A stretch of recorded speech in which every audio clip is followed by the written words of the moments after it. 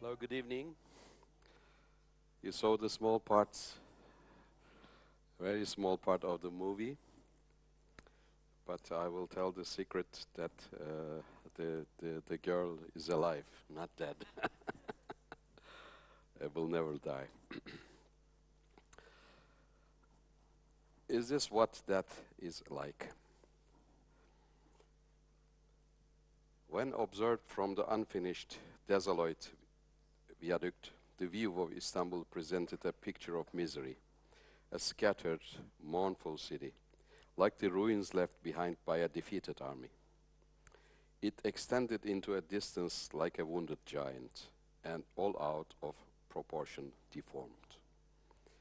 No glimpses of the glamorous temples of the Paleologs, combining the form of the basilica with that of the dome, of the Ottoman mosques with their triple balconied minarets, of the cheerful messages spelled out by festive Ramadan lights strung between these minarets, of Catholic or Orthodox churches, of imperial galleys with 40 banks of oars, or of the palaces with porphyry columns which transformed the Bosphorus with their brilliance could be seen in this part of Istanbul.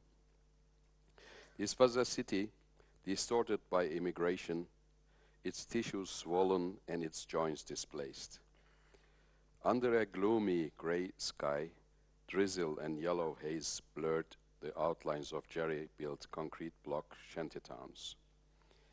Green spaces saved from the axe either because they were military zones or cemeteries, and the distant skyscrapers. On this wet, unpleasant Istanbul day, the two thin figures standing on the half-built, high concrete bridge paid no attention to the city, or the drizzle, or the occasional lightning flash, or crack of thunder that livened up the dismal scene. This was any one of many unfinished bridges and roads around Istanbul, abandoned once the rapacious construction companies in league with a few ambitious bureaucrats had made sufficient profit from illegal deals and shoddy workmanship. When Meryem looked down, she saw an enormous empty space stretching away beneath her toward a rocky piece of ground. It reminded her of the precipice in her dream, which had made her inmost being shiver and prompted her to take shelter from the coastal wind. This time it was not the birds flying above, but Jamal standing silently behind her like a serpent who made her blood freeze. Early that morning, Meryem had been woken abruptly and bundled out of the house. The way they had left Jakob's house at dawn without bidding a proper farewell, the absence of Jakob himself, the expression of terror on Nazik's face, and Jamal's implacable attitude indicated that the fate she had tried for so long to ignore was about to overtake her. As they walked along the road, wet with rain, then through muddy fields, Meryem realized that the day of reckoning had arrived. Jamal had taken his own bag, but left hers behind at Jakob's house, suggesting that Meryem would no longer need that ragged bag or the few pieces of frayed clothing. She understood now the real reason for their sudden journey to Istanbul. Now, here she was, trembling on the edge of the precipice, waiting to be thrown down like a used tissue. She recalled the fat, oily faces of the village woman who had grinned and wished her good luck in Istanbul. She remembered the hens she and Jamal had thrown into the air to make them fly like airplanes. It was as if she had to review every small detail of her short life. She recalled how the bird's feet and wings had been broken. I am so sorry, she thought. Jamal, Are you sorry too? Did you ever think about those hens? They hadn't far to fall. It's higher here, so high. Is Istanbul always so deserted and lonely? I'm cold, Jamal. My dress is wet. My back is freezing. Actually, it's not the cold that is making me shiver, but fear. Have you ever felt such fear, Jamal? I have no wings to flap like that crow flying away over there. I can't look down while flying as it can. My heart would stop. God, why don't you love me?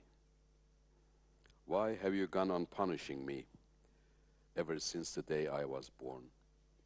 Jamal, God doesn't love me. He loves you. Why doesn't he love me? Forgive me, Şeker Baba. I didn't sin on purpose. My aunt with the stony heart who shut the door in my face didn't warn me.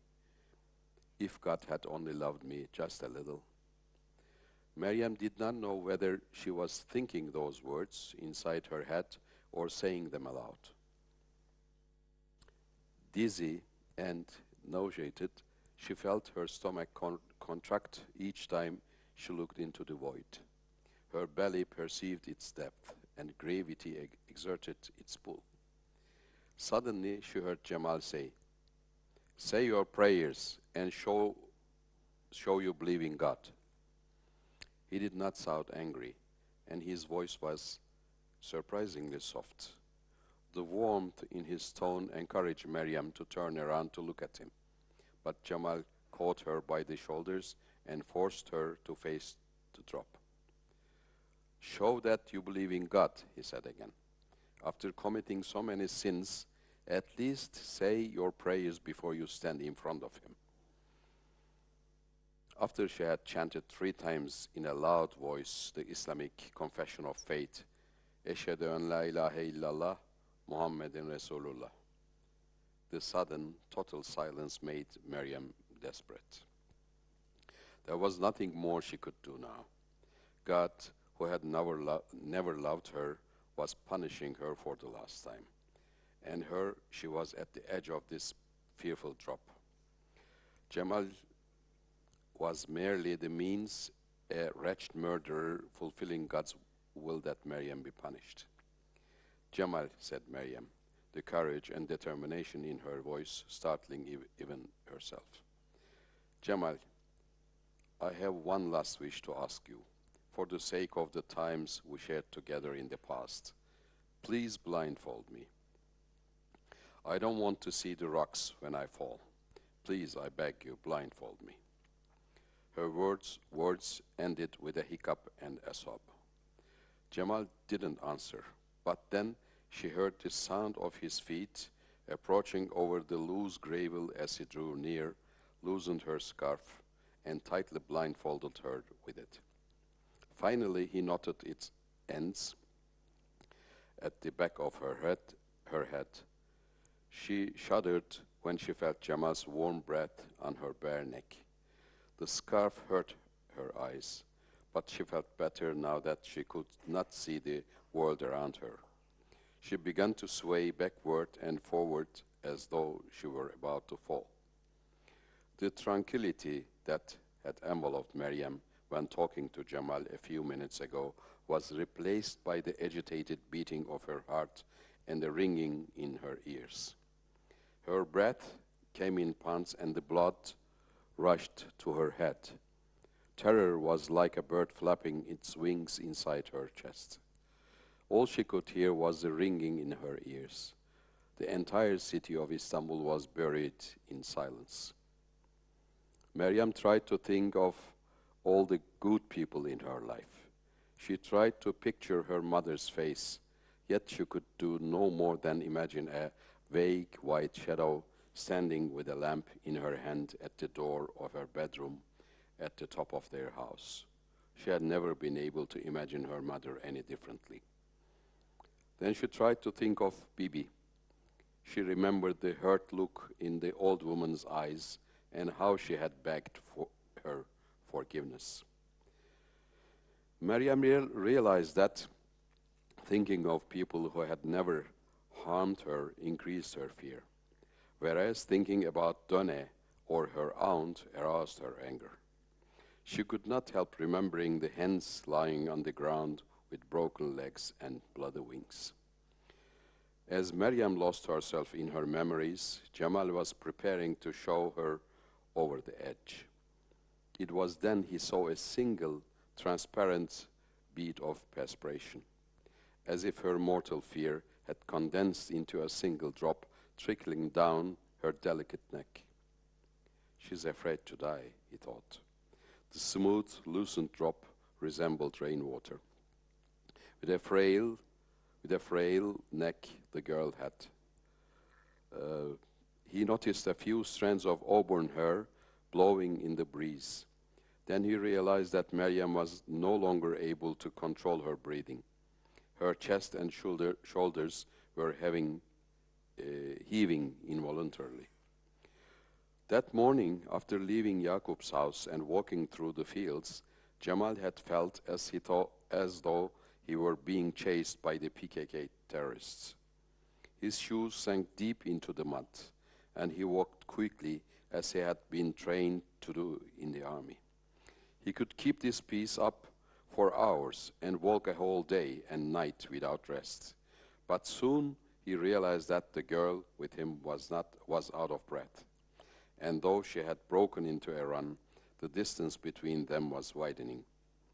He heard this stumble and fall more than once, but she always got up again and struggled to keep up with him. Finally, he had slowed down. Since the beginning of their journey, Jamal had felt he must remain emotionally unattached to the girl. This was not through cruelty, but the attitude of a predator. His instincts told him that Maryam must remain a stranger to him. So he had tried to suppress all memories related to their childhood.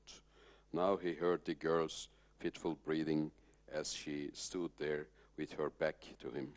He noticed the goosebumps on her neck and smelled a mixture of cinnamon and dried roses when a breeze blew from her direction. And through translations. And there was a kind of explosion of translations and publishing after 60 in Turkey. And this, when I was a teenager, I was reading like mad. And I have a very funny memory for it. My father and mother were really worried about that my obsession to the books, and they asked me to sleep at night, at least at night, in order to go to school next morning. So, but I was reading all the time. And at the door of my bedroom was a glass, and when they come and see there's light on it, and they come normally and stop me. And then I found a solution.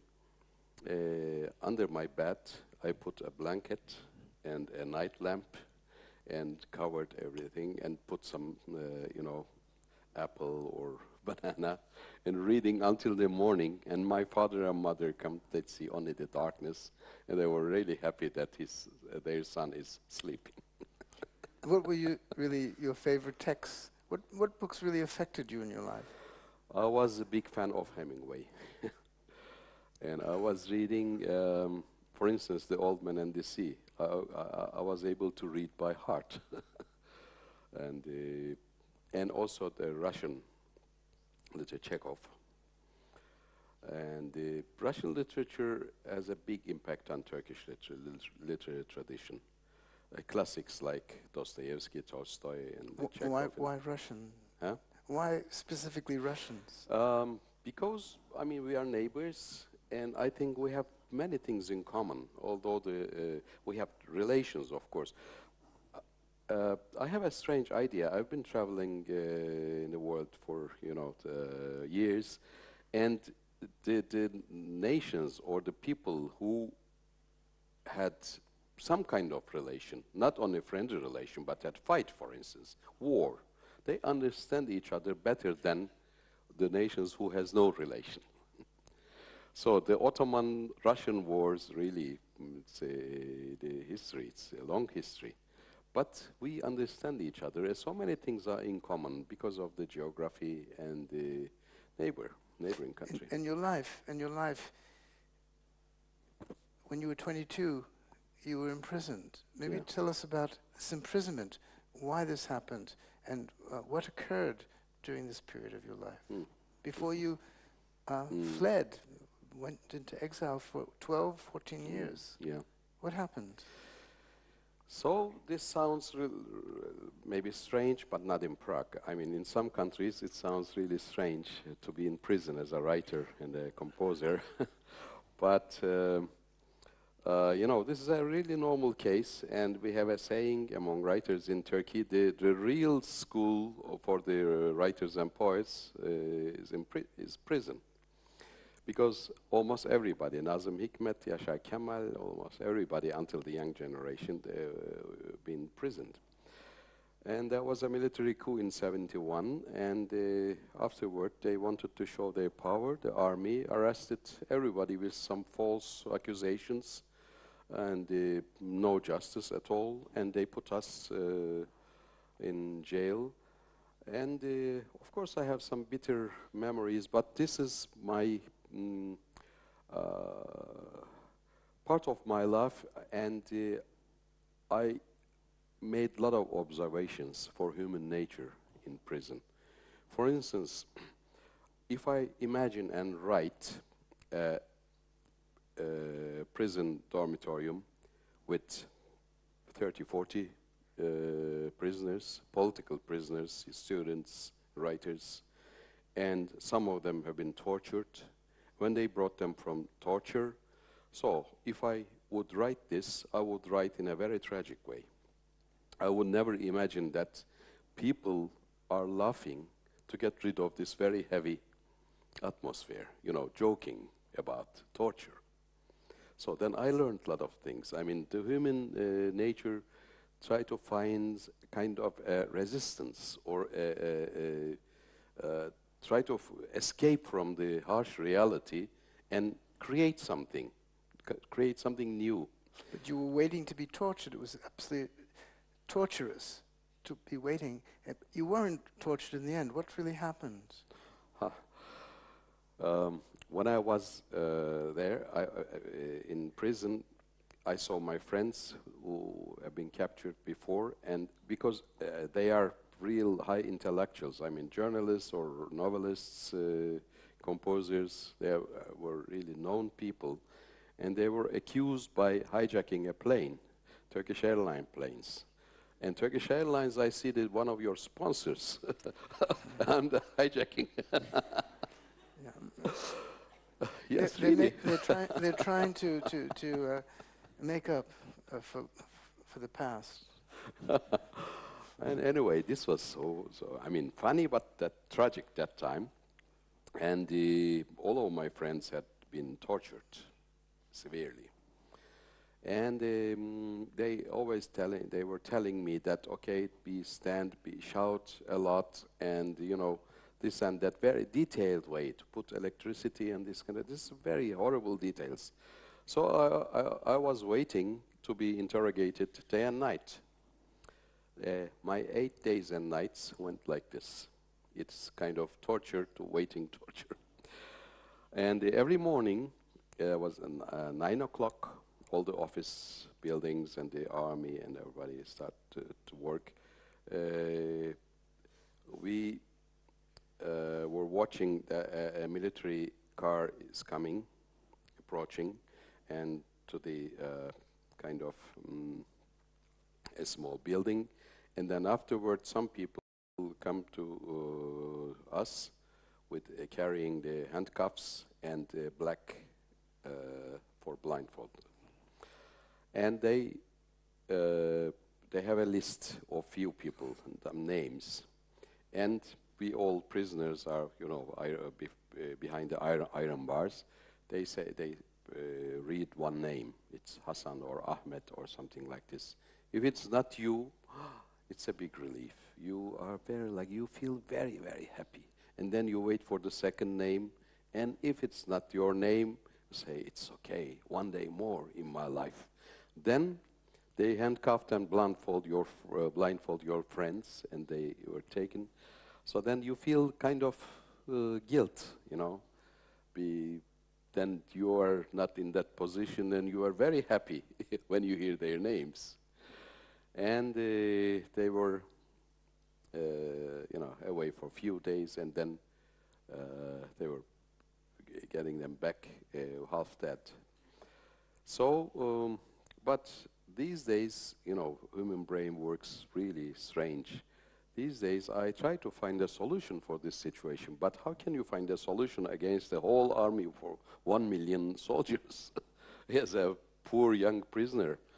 But I thought, I used to have in Ankara, before 6 months before that imprisonment, I used a pill, antihistaminic, against cold. And I had an allergy. Then I found I had an allergy to this medicine, and my tongue was swollen, and I was really bad. So I paid one guard, and I asked to get these pills, and I got it. So I prepared. And one day, these people came, and they announced my name, and then I immediately took one pill. And they blindfolded me and handcuffed and put in a car. We were driving to a distant place. But in the car already, I started to feel that I'm really bad. And they put me in a room. And then two guys came, and they said civilians. They say they are doctors. What kind of doctors, I don't know. But they realized that they started to ask questions, but they realized that I'm sick, and said, what is going on? I said, I have a heart problem, so I'm going to have a heart attack immediately. I feel it. So they discussed, and they say, he's going to die, and let him die in the prison and send me back. that was the solution. In your autobiography, you talk about really, in a way, counting the deaths of your friends. In a way, you stop at 50, and your life must continue. If we come back to today, of course, we're again faced with this question of torture. How do you see this after all these years? What's your feeling?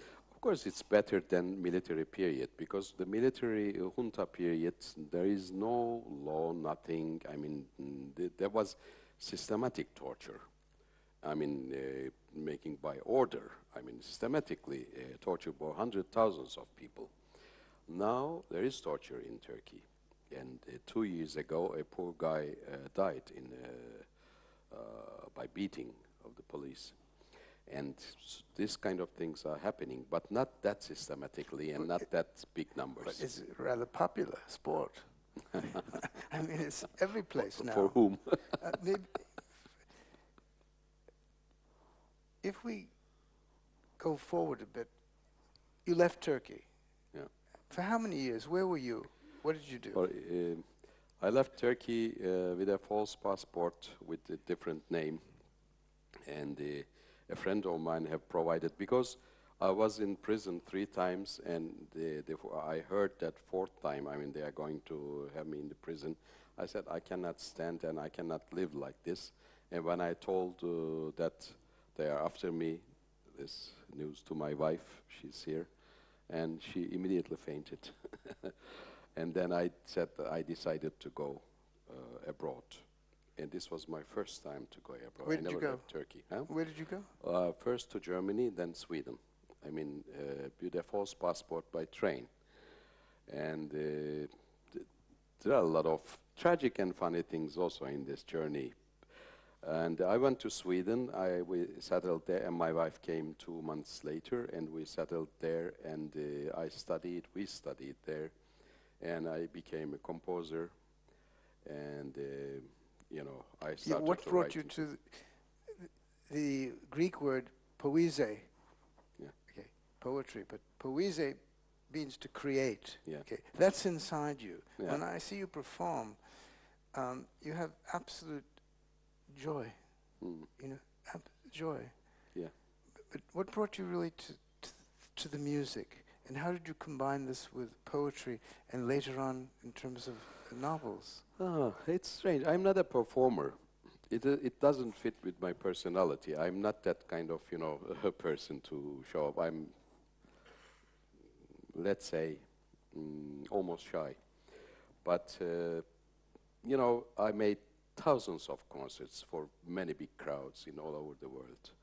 So this happened step by step. So I started to write, to compose, but this was not my intention. I was always, prepared myself to write, to publish books and write books. But I was playing instruments, I was doing music, and when I was in Oslo, in Norway, in '73, Radio Oslo asked me, they heard somehow, to have my music, because I wrote songs against the army about their tortures and things, about the martyrs, like Mikis Theodorakis, like, all political singers. So they wanted to make a program with me, and I made it. And the record company heard this, and they told me that let's make recording. So we recorded an album in Stockholm. And afterward, I forgot it. And 1 year later, my younger brother came from Ankara, and he told me that in Turkey, all the students and big crowds are marching and walking with your songs. He said, "Yo, come on, this is a joke," because communication was not like this at that time. No TV, no radio, nothing, no newspapers. I didn't know anything about it. But then with the smuggling cassettes and things, it was spread, and my songs became a symbol of resistance to the army, to the junta. So then I said, come on, this is a big shock. And then I made the second one, and I said, okay, now let's make one more album, LP, and then I'm going to write my book. And it sold very well, and then I said, okay, the third album.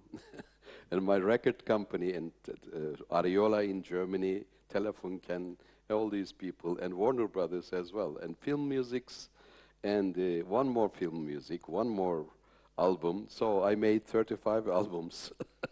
I recorded 40 film musics. But I was writing. So why did you return?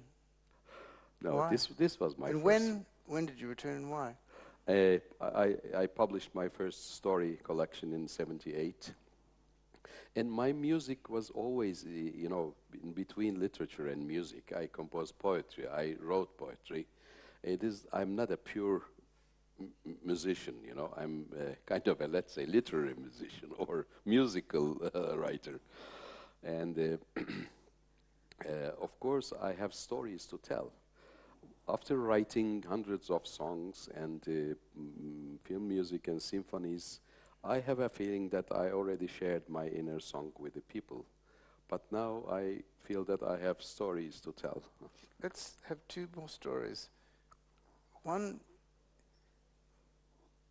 after Reagan met Gorbachev in Reykjavik, you spoke to Gorbachev. Tell us the story. Yeah. It's very significant in terms of perestroika. Yeah. And Zülfü wrote a book called Conversations with Gorbachev.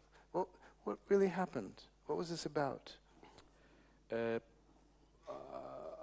had a close friend, Kyrgyzstan writer Chingiz Aytmatov. He was a well-known writer, almost the best writer at that period of Soviet Union, and he was a friend of Gorbachev. Gorbachev came to power as first secretary, and Chingiz Aytmatov invited his friends to first meet in Moscow, and then we went to Frunze. Now the name is Bishkek, in the capital of Kyrgyzstan, but it was Frunze then. We went there, and we were 12. Arthur Miller from United States, James Baldwin, Alvin Toffler, and from America, from Britain, Peter Ustinov, and Claude Simon from France, and from Turkey, me and Yaşar Kemal, and we were 12. We met in Frunze, and there is a lake there, Isikul, and we founded a forum called Isikulski Forum, Isikul Forum. And we were invited to Kremlin, and Kremlin was not like this those time. I mean, now it's a little bit touristic attraction, but that time it was really hard to get in. So it was a very exciting moment. One day after the Reykjavik summit, the first summit with Reagan, we met Gorbachev, and we started to talk about our ideas. We all talked, and he said many interesting things. He said, this system cannot go like this. We need a big change, and we are loyal to Leninism, but we need some kind of revision or something like this. So when we went out, we made a press conference. This was first time the Western intellectuals were there, but very famous people like Arthur Miller and others.